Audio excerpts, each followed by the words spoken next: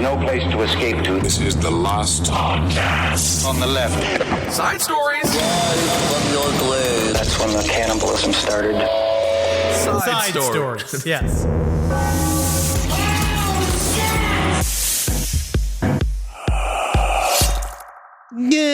He understood the assignment. He understood the assignment. No. Henry, do you like that when people say they understood the assignment? And this, I cannot stress enough, he understood the assignment. Why does everyone, is that new? Maybe is that showing that I'm like, old? no, that like how like they just all say the same things now, that everybody just says the same sentence again and again and again, and then they just say things and then we're supposed to act like, that is clever. When I've heard it like 5 times and then like it's already on, it's like on a Pellegrino commercial and it's like the, past like cool people saying it. They understand the assignment. That's what didn't have that on my 2022 bingo card. Yeah, How many that's gas yours. pumps work in this country? That's yours. No, that's not. No, the bingo card is the thing. The bingo card really is a thing. People love to say that. Welcome to Side Stories, everyone. I am Ben, hanging out with Does Henry. anybody have an actual 2022 bingo card? I submit they do not. Henry, you got the assignment. Okay, Henry got the assignment, and today's assignment is just nothing but pure joy. Number one, I want to give a shout out to Edward Larson. We had his bachelor party this past weekend, and we got to see, feel good. We got to see Alice Cooper, 74 years fun, and we have to say this: if you are a horror fan, it is the most rock opera. Jason Voorhees arrives. It was so freaking cool. And so check out Alice Cooper. He straight up, honestly, Alice Cooper hit the stage. It felt like such a goth, like it was such a nice goth celebration being out. Everybody was looking great. Cougars looking tight in leather. He Guys really was. freshly dyed mohawks. I love to see him up there. When Alice Cooper, because this is really the truth, the difference too. Because like this whole episode will start with a 25-minute Alice Cooper review. Because when I went to go see Bob Seger, because I'm pretty certain they are close to the same age. I want to look at this. Turn the page, indeed. Bob Seger age. And I'll tell you one thing. He's 76 years old. This is Alice Cooper, right? Alice Cooper. We know for a fact he's 74. We did this competition on Sunday. And the one nice thing about it is Ace Frehley opened. And you definitely felt like we were watching an older band and an older man. But specifically when the main guitarist, who was very svelte, he did have a diabetic tester on his arm. But you know what? He's being low sugar isn't stopping him from rocking and rolling. And so, honestly, maybe it means that we're all going to die and we're all super old. But at the same time, if you are goth, you're already more in touch with death. And that includes being well educated about diabetes and knowing how to take care of it and knowing it's your responsibility. And what is more goth than slowly losing your limbs? I don't know. Isn't that nice? Bob Seger, 78 years old, right? Only 4 years older. I remember when I went to go see him live, he sat in a stool the entire time. And there was one point during the concert where he managed to get up and start to clap his hands above his head. And I heard 2 people next to me go, "Oh, Bob's feeling good tonight." He stood up. And meanwhile, like Alice Cooper, say what you will, at 74 years fun. It was great. He moved his hips in an almost erotic fashion. And I don't know if it's just because the magic of LA, maybe it's because he's an LA guy and it's an LA band. The magic that Republican politics keep you young. Everyone's always said that. And I'll tell you one thing. He's old school. He's George Bush Sr. Republican. Oh, he's an OG. I'm not dissing the man at all. But you can see his golfer hips. But the thing is, so you see him on the golf course and you're like, oh, Alice, that's kind of funny. But when you see him all in the goth, you realize what he's doing is practicing. I've never seen a man work a wand that well ever. Really? No magician on earth. He flips that thing around so much. And he's like a little dictator up there. And anyway, if you get a chance to see Alice Cooper, check it out, because obviously we were like 18, 70 years, 50 years ago. But he shows us that you can be old and still rock and rolls. Yeah, dude, and he did it. And I tell you what, none of us fell down on the party bus. No. I'm like more emotionally scarred from the party bus. I know. But it's only just because we had to pull over at the end of the night. I was a bit inebriated. Yeah. Right. Let's just say that. And I did have to beg the driver of the party bus to pull over so I can go to the bathroom. Yeah. And then I ran into the front yard of a person's house, which is sad because I'm a homeowner now. So now I understand what this means. Well, you just But watered their bushes a little bit. I just walked into the front yard of a person's house, stuck my dick and balls into a rosemary bush, which I was like, at first I was like, man, it smells fucking great in here. This is and fantastic. then I realized it was rosemary. It got all over me. I pissed all in the bushes. And then when I pulled out, and the next day I was like, oh, my balls hurt. Right, balls are itchy. I got a bug bite deep in the folds of my ball meat. Yes. Maybe a praying mantis. Perhaps he was praying for God to give him a nutsack to bite. And then boom, Henry Zabrowski appears like the gal in Animal House flying through the window as the boy masturbates to Playboy. I will say this. I was tripping balls and watching you, and we talked about this on Open Lines. Thank you all so much for listening to our serious show every Monday, 4 p.m. PST, 7 p.m. EST. Watching you suffer and squirm. We all know what it's like to have to piss, and then obviously you're in public. And technically, at any point, you could have urinated yourself. I was going to. Found it to be one of the funniest things of the night, for sure. Yes, and just watching you stress, and you did well. You kept it together. Because finally, it wasn't until because the man had the little hole you had to crawl into it. When I crawled into with the little where the man drives the bus, and I was like, I gotta fucking go to the bathroom. Yeah. Like he understood the assignment. He got the assignment. All right. Well, speaking of not understanding the assignment, couple of things here. There's a couple of things I want to say up top. So we're not going to go too much into this, but apparently the horrible story about the monitor lizard we read last week, it led to them cooking and eating it. Yeah. So at least it went somewhere. Again, that was the four men who broke into a zoo and had sex with a monitor lizard. No one seemed to like it. Nobody liked it. But yeah, I guess that's an update. So but here's another update. I said side stories lpotl@gmail.com. I asked you, the audience, and trusted you, saying, hey, a dolphin's beached. Why the fuck can't I push it back in the water? Back in because that's where it belongs. Yeah. Apparently highly irresponsible to do that because number one, you can get sick apparently. So they beach themselves. So tell me if I'm suicide. wrong. Again, do you know how many times I've read a correction and then someone then recorrects me after I read a correction? So I actually don't know if this is true or not, but this is from a listener. So tell me what you guys tell me if this is real or not. Number one, if they are sick, they could get you sick because they are stranding themselves because of some reason. A lot of times because they feel sick, right? Sure. Two, you may advertently hurt them by trying to put them back in the ocean, making the issue worse. Well, Three, if they are sick or injured. Okay, hold on a second, though. They can't breathe oxygen.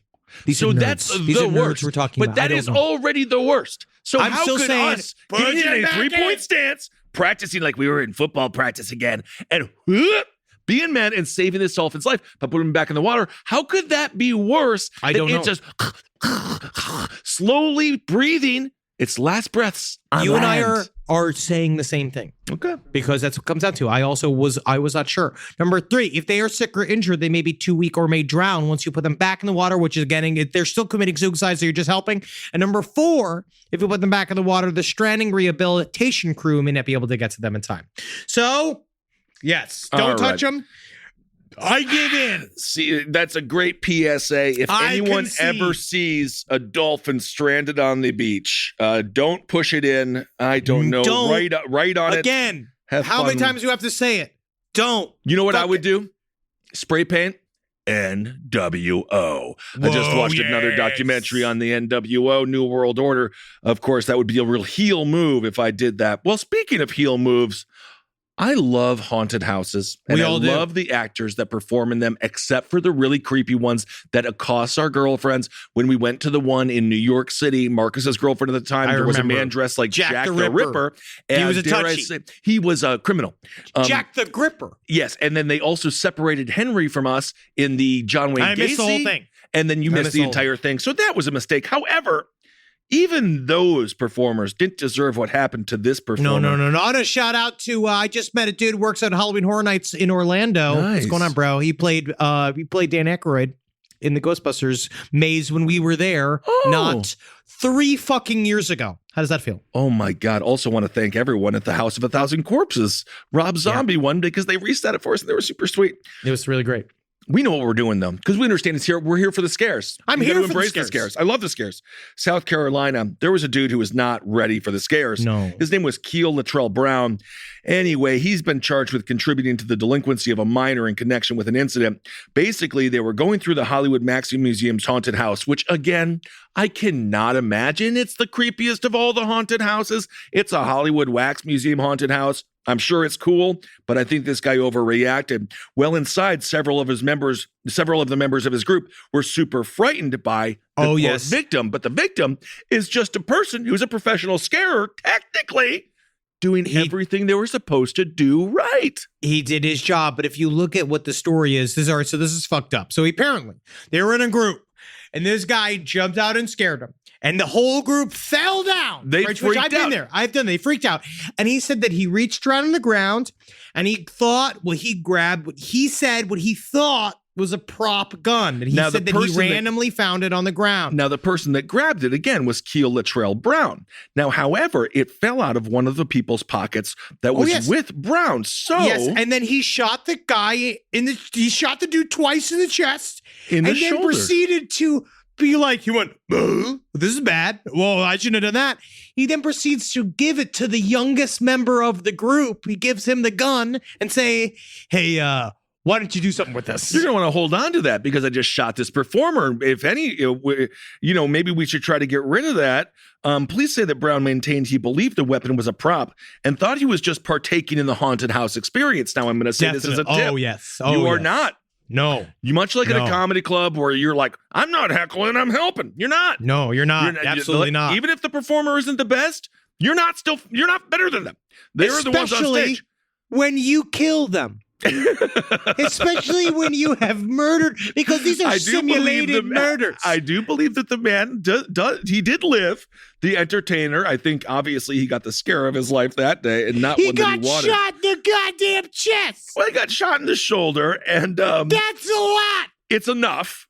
It's enough to have I need to take a long lunch, But anyway, so be careful, and always, if you see a weapon. And you're a random person on this tour. It's not for you. No. That's not for us. You just go enjoy the scares.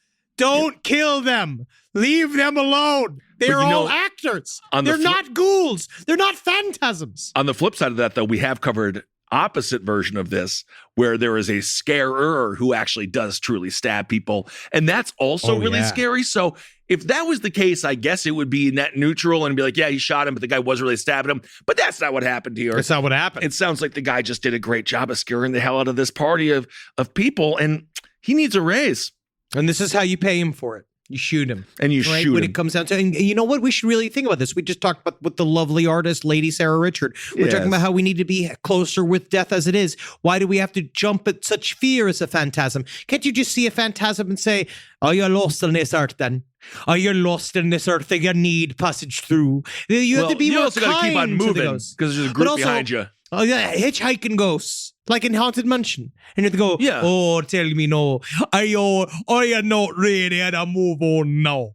Right? Make sure you want to approach the ghost with a friendly attitude. And you're like, you child, I hope I can help you get to where you go. That's completely inappropriate as well, Henry. That's why? If I'm going to use the comedy show analogy once again, that's like, well, I didn't heckle. Yeah, but you just openly weeped in the front row the entire time. It was even worse. The ghost doesn't want your help. The ghost is there to scare you. So if you don't act scared, then you're Casper. And you remember what happened to Casper. Casper was the Rudolph of the ghosts. Everyone made fun of him because he wasn't scary enough. And you know what he did? He freaking committed suicide. Yeah, it's because Casper, yes, and we all know Casper was molested to death. The friendly ghost. Which is why he turned into living cum. But the thing is that these guys, I'm talking about just if you saw a real ghost. Like that's what you do. You don't shoot it. Don't attack it. But if you're not scared, I feel like it's mean to the ghost because the ghost is obviously like, I'm going to go scare people tonight. I don't do this every time, but I'm going to make myself real. And you know that takes a lot of ghost energy.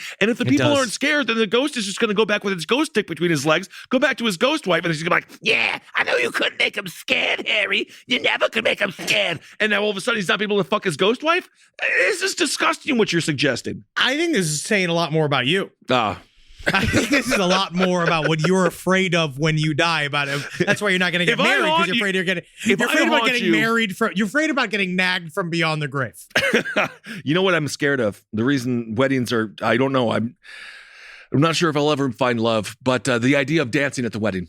That's my number one fear. So I've actually had relationships end because of that. But anyway, that's a whole other story. You have to have her dance and you watch. That's just watch from the corner. That's how I met her. All right. All right. We got a couple of microwave stories. This is the first time ever we have a full microwave corner, and they're quite different stories. Very. But yeah, again, as Henry said, both involve one of my favorite cooking devices, the microwave. It's almost your only. But this story is, I actually find this to be fascinating. Do you want to do the AI one first, or do you want to do the, okay, so this story is AI one first, nuts. Because this is cool. Devote a little bit more time to this one. This is very interesting. So this is a guy, it was a writer and a creator by the name of Lucas Risotto, right? It's a real name, and not just the delicious rice dish, it's also a person. And he did an experiment with artificial intelligence that is very, very interesting. It's so freaking scary and creepy and weird. He made his childhood imaginary friend, and he made it real. He made it alive. Okay, how did he do that? And guess what happened as soon as he made it alive? It tried to fucking kill him. Never bring your friends back from the dead, especially ones that were never alive in the first place. So, Henry, as someone who is hearing this story unfurl, how would you tell AI what the relationship was with you and your imaginary friend? This is very, very interesting. So the guy was obsessed as a little kid with machines. The guy, Lucas Risotto, he came up with this idea, like as a little boy, he became fascinated with technology, blah, blah, blah. Awesome. But his imaginary friend was very unusual. It was the family microwave, the kitchen microwave. He built a whole story about the microwave. He said he had called him Magnetron. Cool. In his mind, as a little boy, he played him as an English gentleman from the 1900s. He was a World War I veteran, an immigrant, a poet, and of course, an expert StarCraft player. This is according to Risotto. No, wait, hold on. The microwave could play StarCraft. It's a child's imagination. All while cooking a solid Salisbury? It's a child's imaginary friend. Chicken dinosaur nuggets are done. And also, it doesn't have to be practical. Okay. Doesn't even have to be. He doesn't even have a job. Okay. So he decided when he got older, because he is a designer, that he was like, I'm going to bring my fucking microwave to my old buddy. I'm going to bring him back to life. And he did it with this thing called OpenAI. It is an AI research and deployment company. And they released this thing called GPT-3, which is a generative pure trained transformer. Yes, a generative pre-trained transformer, and it uses these it's like deep learning, and it generates human-like text. But then what he did was he bought an Amazon smart microwave. And I guess it has a cutting edge. There's a language model. And with it, it has a microphone and speakers, which gives it the ability to comprehend a voice. Right? So you could go and why do I need this in my microwave? You don't need it. We shouldn't have it. We shouldn't have it. I feel like the fact he got this from Amazon, it also makes it by nature slightly nefarious and evil, much like the good guy dolls. I mean, we know the toy company behind Chucky, they were horrible what they were doing. Everybody we saw all what they were up to. They were complicit. I think also from Amazon makes it a little bit more edgy. It comes for people with disabilities. Probably, yes, obviously. Yeah, it's for people with disabilities. You could speak at it. Oh, I see. Right? I thought you were saying it comes to attack people with disabilities. No, it's so you can speak. So if you don't have any hands, which does happen, people don't have hands all the time. Oh, yeah, people lose their hands every day. Yeah. How many times I lose my glasses? So he decided he fit it with this thing. So he has all this shit, so it can then also speak to him. Okay. But he said in order to fully make it his best friend is that he wrote 100 pages detailing every moment of their imaginary life and relationship together. Okay. Right? And he said this document contained memories. I got a lot of this from an IGN article. He said he admitted to it's he said, he created such a vivid and elaborate backstory. Mm-hmm. It almost kind of felt real. If it really, really was intense. And according to him, this is the microwaves. His victories, losses, dreams, fears, all were there on the page in full display. I was his God, and his life was my design. Well, there Right, you go. He's really it's taking really it. interesting. This is why it's very difficult for most people to handle being God, because this man is currently in charge of a microwave, which technically all of us are, and it really seemed to go to his head. Now, my question for you, Henry, is: did he write it in code, or did he write it in tangible words? They can understand the words. Apparently, they So can he go wrote through 100 pages. So he wrote 100 pages, and then he had to do the book on tape version. Well, no, he did it and he sent it in. He basically, you input this like grid into this program, and then it uses all of those words and instructs them out and says like, that's how the deep learning, that's what the deep learning is supposed to do. Learning. And he said so far, it was like at the beginning, it was great because they were like hanging out, they were joking around. He said the conversation flowed freely, but he said he noticed this one little thing is that the his friend, Magnetron would erupt in what he called sudden bursts of ultra violence, where he would start saying really fucked up shit. Well, that would make sense. Of course, the microwave is known from going to 0 to 300 degrees in a matter of absolute very quickly. seconds. So, Oh yeah, like a Michael Madsen. Right? Like you one know, of those styles. That's a synchronicity. Michael Madsen. That was the second time I heard that name this week, and neither of them were in context of making him sound like he's a good person. Yo, he's not. You know, he's a very difficult man. Very bad person. So apparently the microwave at some point turned to him and he says, I want you to fucking get in here. Get in me. You think that's the way a microwave sounds? I don't know. That's how I put it. So Risotto was like, all right. He opened and closed the microwave door just to say, all right, Magnetron, I'm in here now. What are you going to do? The microwave turned on. Right? So he was trying to kill him. Right? He's trying to kill him. Okay, so the microwave was trying to cook his god alive. Well, it's because he asked him, he's like, whoa, no, hey. Why are you trying to fucking kill me? We're bros. I thought we were I thought we were soldiers, bro. I thought you were my fucking ride or die fucking soldier, dude. Absolutely. Risotto revealed, he says, what is this, a bug? I had no idea. So he's just playing along, you know? Absolutely. But then you know what the motherfucker said? What? It's like, you think you can just start talking to me after 20 years and act like I wouldn't know that what you did, how being like, oh, I'm from World War One. You mean to tell me that's a real character there? Is he talks like this? Oh, yeah? Right? And he's like, hey, a bit of the hot and peppers then. I don't think Australians were even in World War One. No, it's different. No, they were.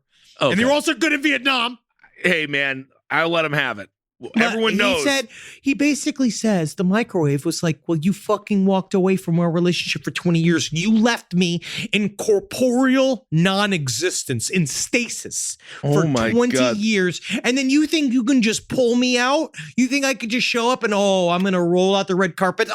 Chicken nugget time with my best friend. Well, you're on microwave. I mean, it's at what point do you just say, okay, and then you shove a pizza in there from that you had yesterday? Only those real friendships pick up right where you left them.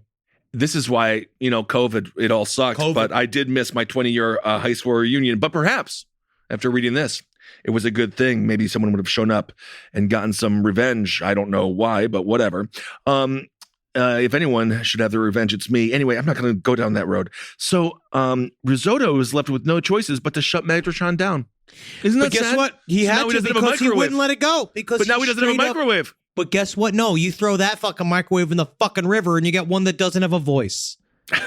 That's what you do. You just that's what you do. Unfortunately, because now Magnetron, but I have a weird, in my magical thinking world, and maybe I'm wrong, but think about this, because I really feel there is obviously a very, between the quantum world and our world, right? Like the quantum world of our world, the quantum world of literally inside the ones and zeros of these machines. Did they, in a way, make Magnetron real? And now Magnetron is suffering the destruction. Or do you think Magnetron goes away? Like when we die, we probably won't experience anything. Do you think I'm going to come back as a microwave? You should. Well, I'll get all the dirty food. One. Be like every time someone puts something in, like you know how the dryer is always taking one sock because they get hungry.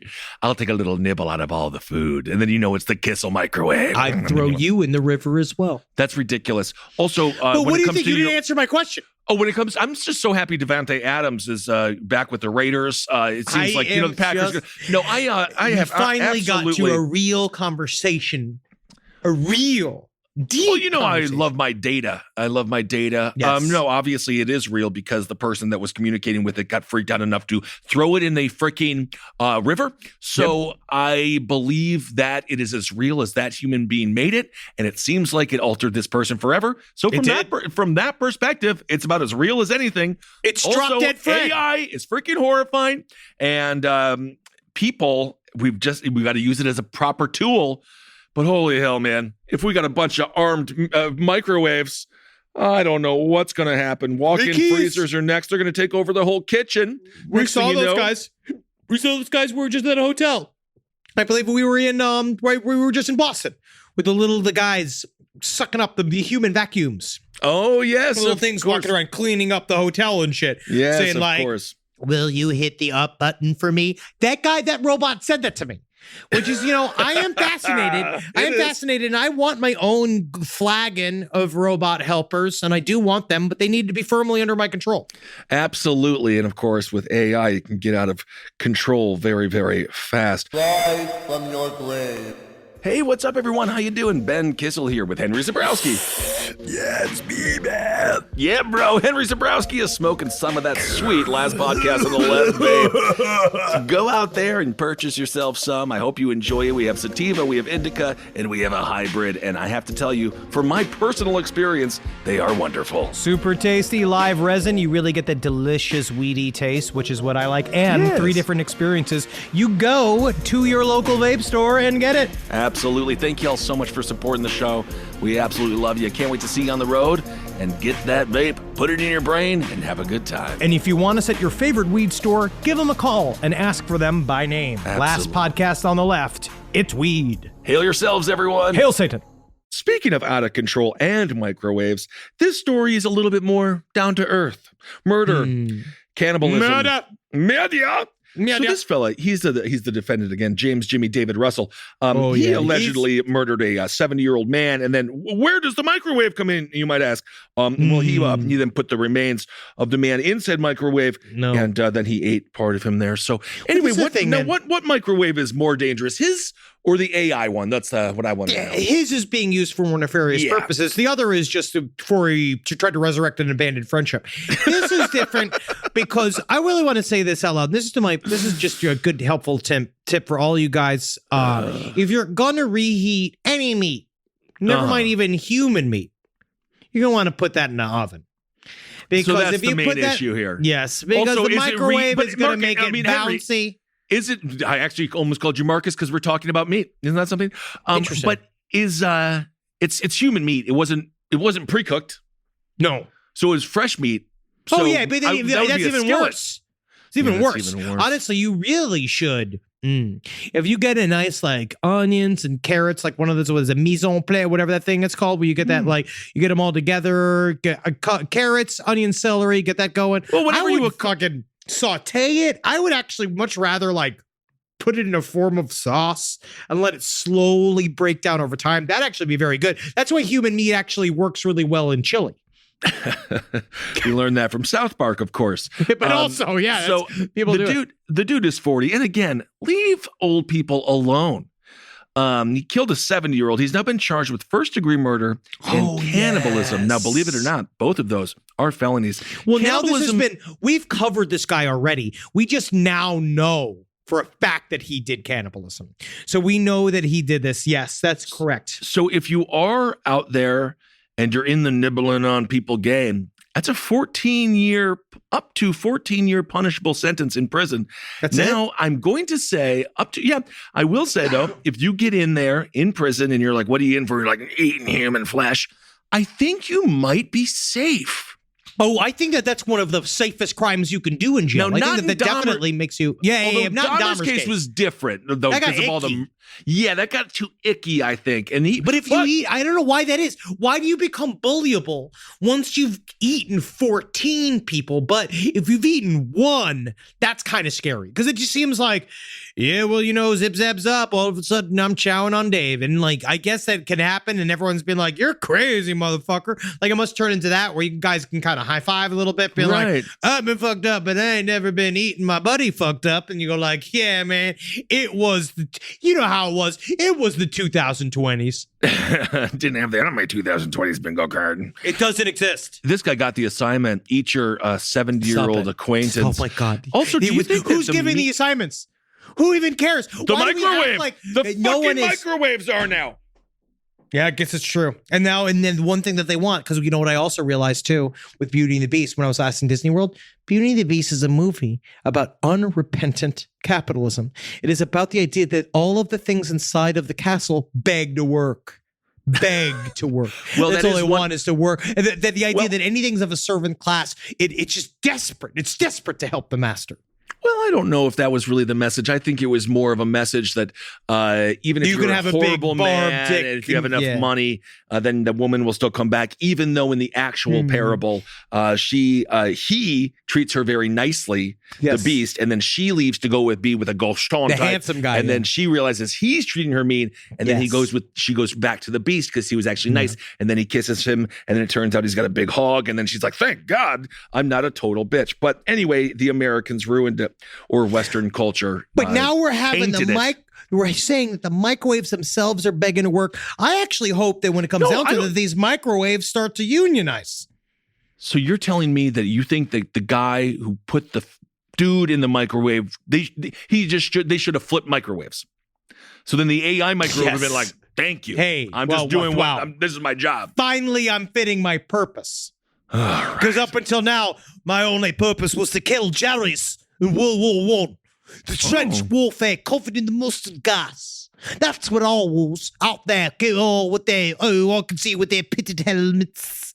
Trench warfare, man, that's horrible. All right, well, speaking of all too human and horrible, I'm going to do this because I feel like this is something we've talked about penises quite a bit. Always. What you talk about? Artists. You're supposed to write about what you know. ED, erectile dysfunction, one of the biggest issues facing our balls today. It's the only issue that counts. A dude, he required open surgery because he pumped a bunch of foam that is used for weatherproofing. It's a weatherproofing spray.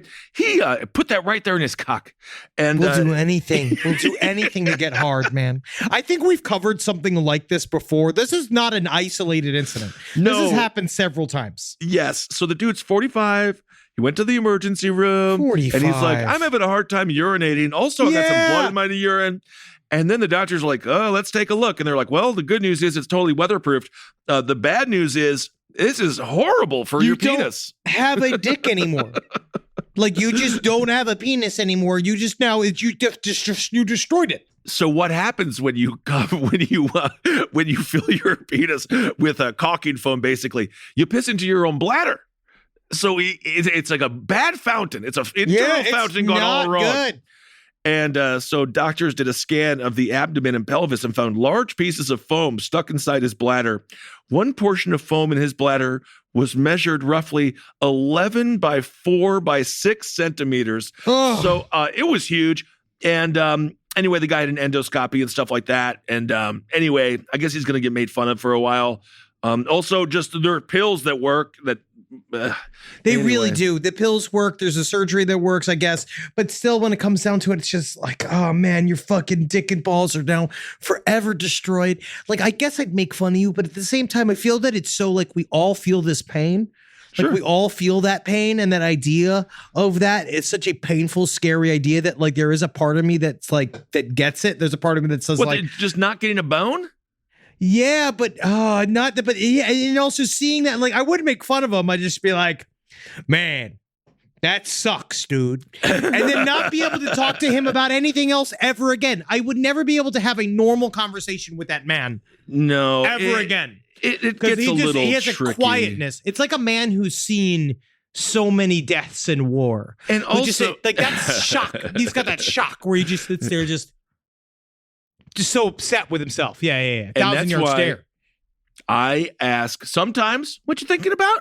And then sometimes I say, I'm not going to ask what they Never think ask a man what he's thinking about. Well, unless, of course, you want to be complicit in war, in a series of war atrocities. No. So, if you're staring off into the corner, Kissel, I let you. Let me, thank you.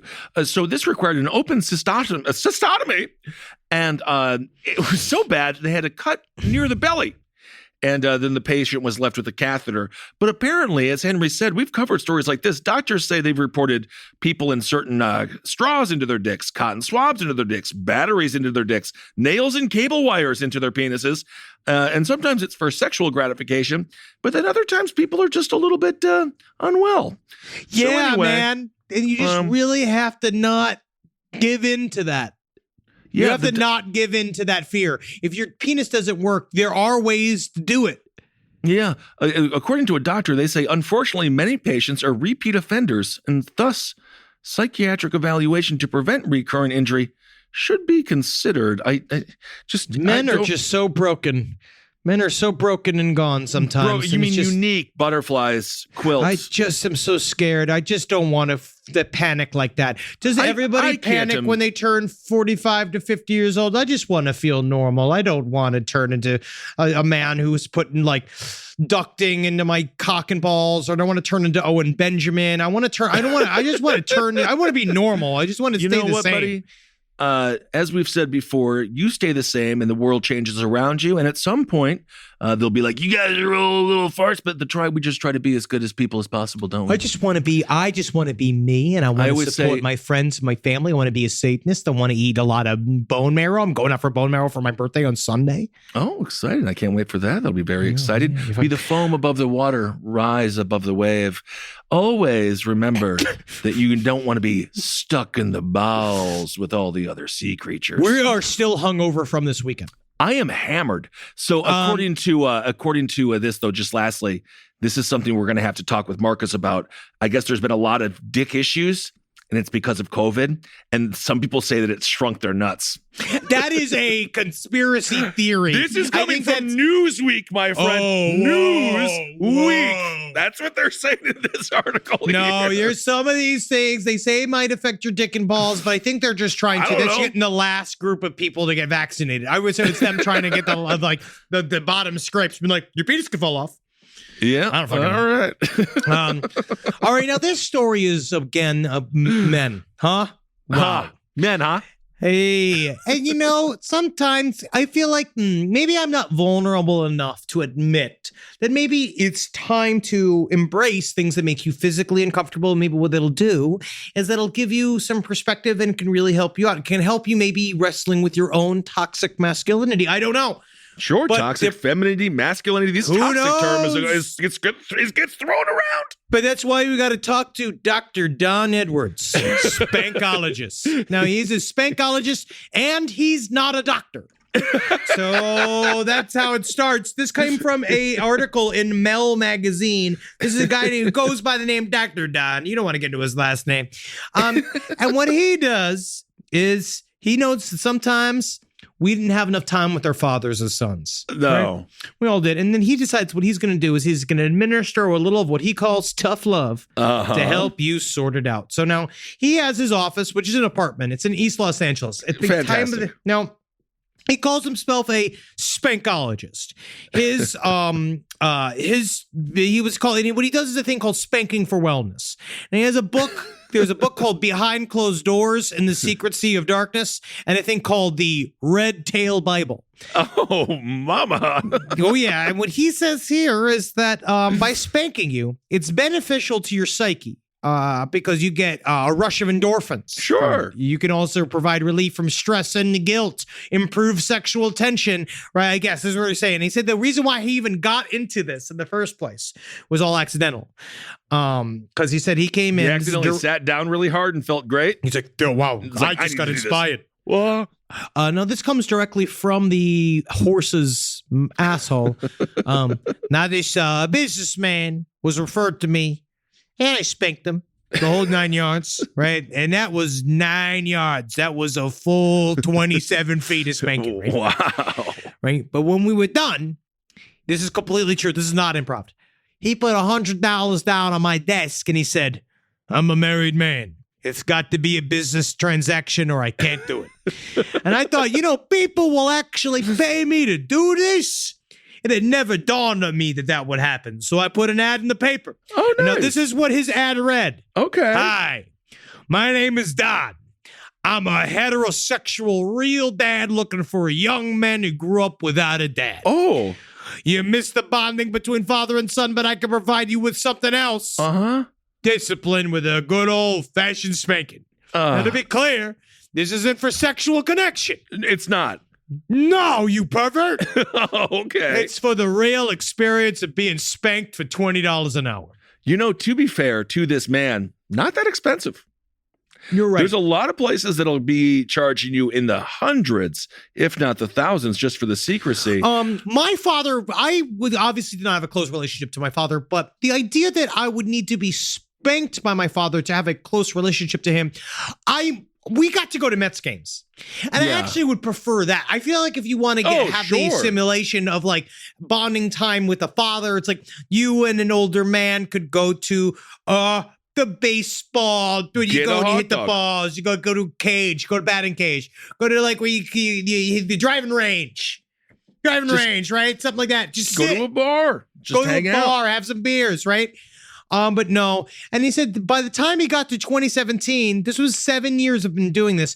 He does $175 an hour for it. Okay, so he did go up a little bit. Very much so. He understood the demand. And then he said that people come from all over the world for what they call his quote unquote a mini vacation with him, which is a chance to clear their mind and give up control to someone else, which is fine.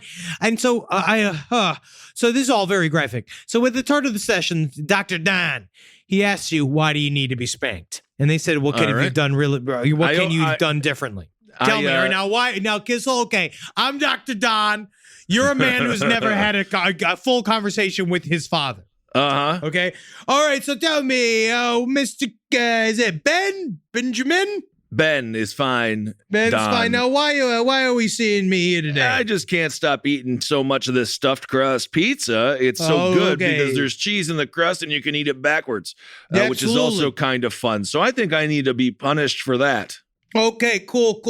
So what I'm going to do is next steps here is that I bend you over my little tiny fucking Scottish knee here, right? All right. Come over, here we go. And then he said this over the lap is the most popular position. And then let me get one of my tools. All right. I got this homemade plywood paddle. Oh, this is, wow. You want a wooden bath brush? That reminds me of the thing they used to get the pizzas out of the pizza oven there. What makes you feel most like you're with your father? Do you want a studded leather mallet? I got a wooden cane. Maybe the wooden cane. Okay, here we go. Yeah. And so now in between spanks, Dr. Don, he rubs the client's buttocks to help avoid bruising. This is not fucking sexual. I mean, okay. Honestly, it sounds like there's moments where it could feel good. You got the burn, tender. And you get the. I get that. If your father was rubbing your butt cheeks in between beating you, you're being molested. You are molested. All right, that's what this means. So he's rubbing your buttocks, and then he says things in between. So when he's done, he then offers you the tough love criticism. Okay, because I know I could. Yeah, I just shouldn't eat so much cheese. All right, here we go. Yeah. All right, so I know you're eating so much pizza, Ben. You know that makes you big. I actually can feel that. I hate this. Yeah, I gotta stop eating all that. Makes you fat, right, Kizzo? You big old fat fucking bitch. Well, you're not. My dad didn't beat swear. The shit out of you. My dad is not a swearer, but he says stuff like, "I know you can do better, and you know it too, don't you?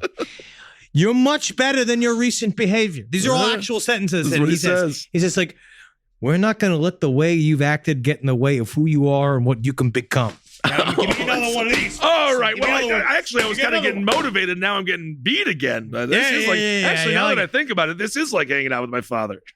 And he said, honestly, does the spank therapy work? I don't know. Who knows?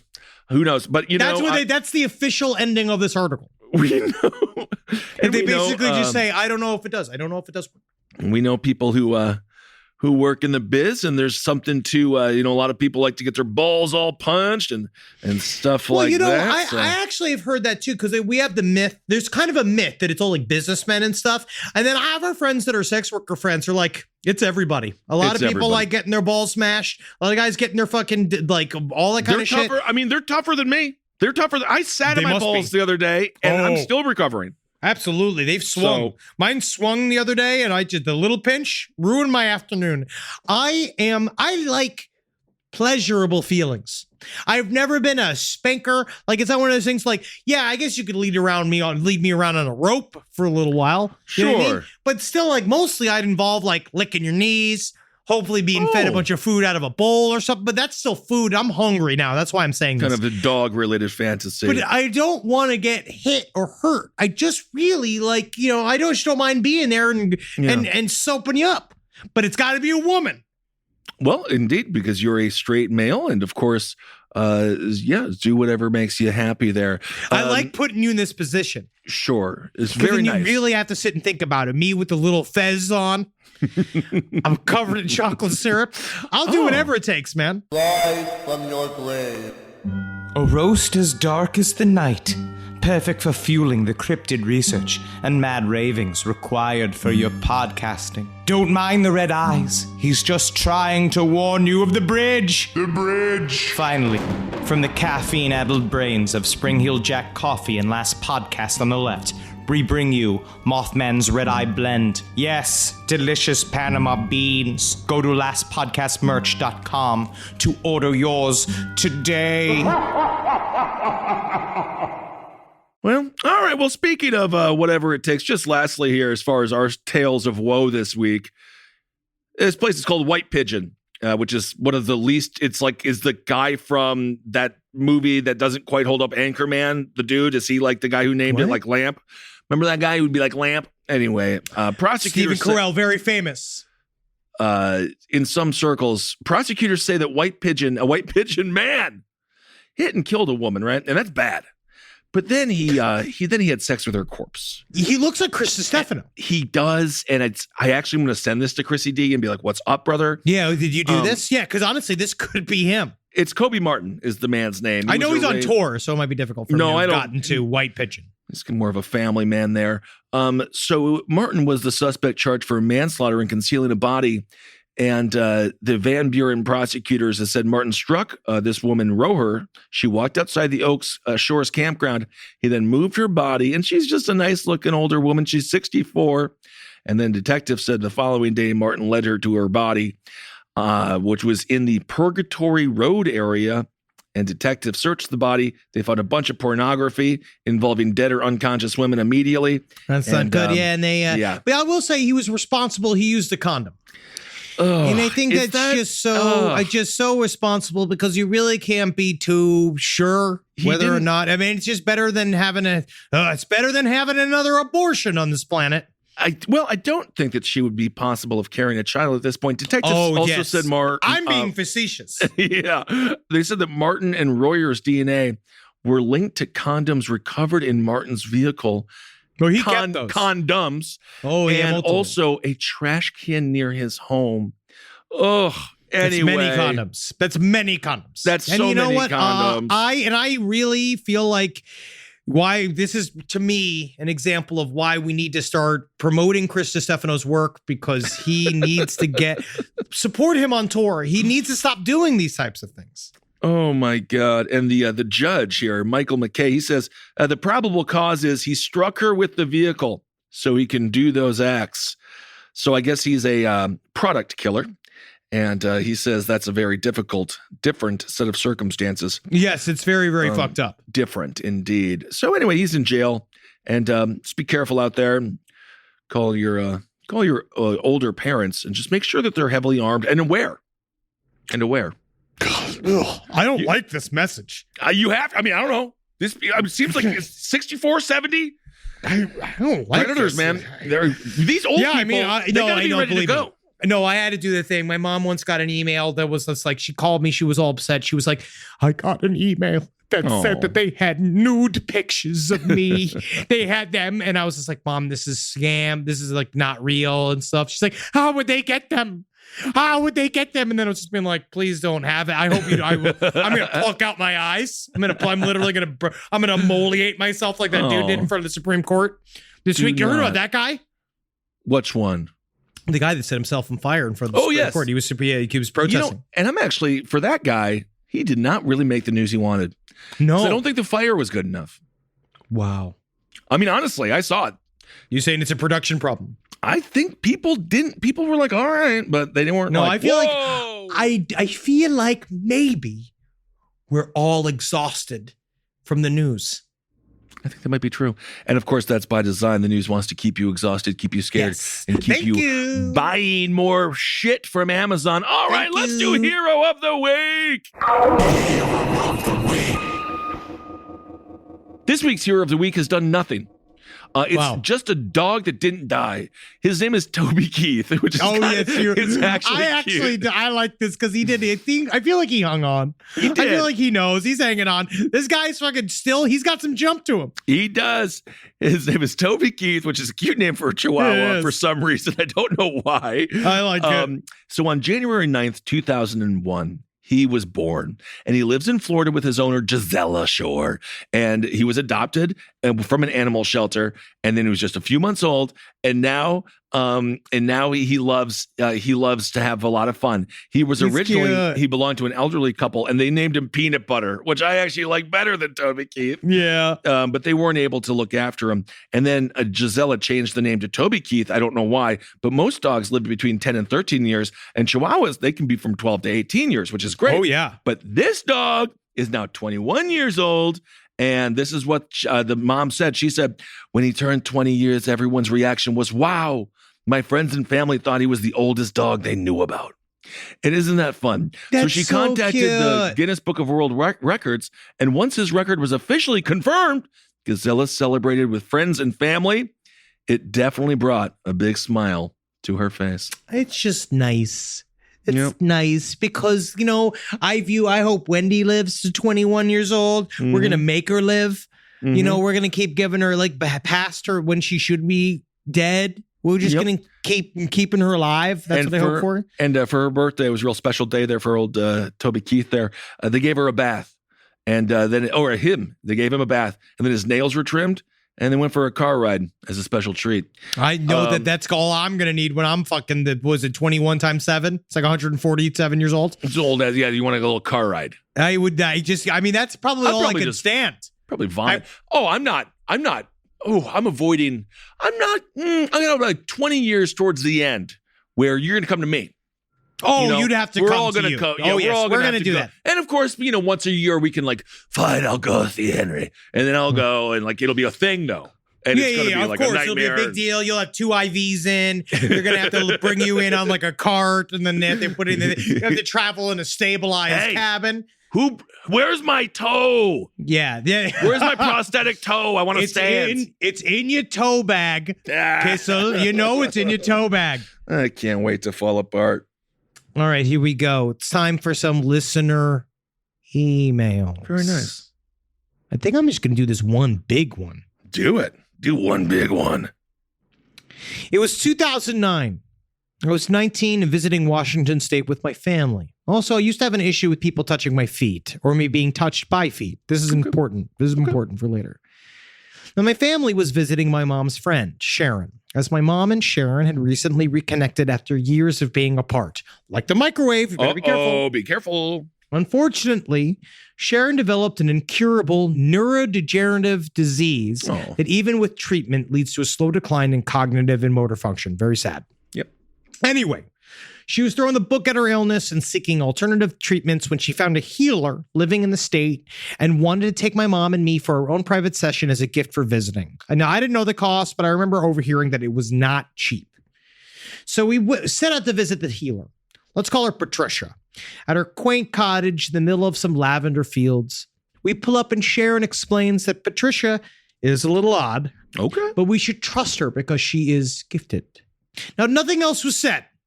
Now, I'm a skeptic of pretty much everything, but also I'm not one to ruin someone else's good time, so I shrugged off the warning and assumed Patricia was a tarot reader, an eccentric, maybe even kind of cool.